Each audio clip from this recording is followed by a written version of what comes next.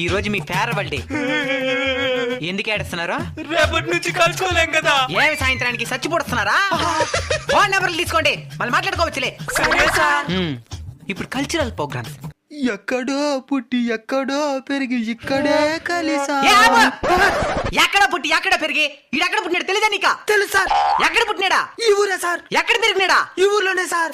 మళ్ళీ ఎక్కడ పుట్టి ఎక్కడ పెరిగే కరెక్ట్ గా పాడు. ఇక్కడే పుట్టి ఇక్కడే పెరిగి ఇక్కడే కలిసాము, చదువులమ్మ చెట్టు నీడలో విడలేమంటూ విడిపోమంటూ వెళ్ళి.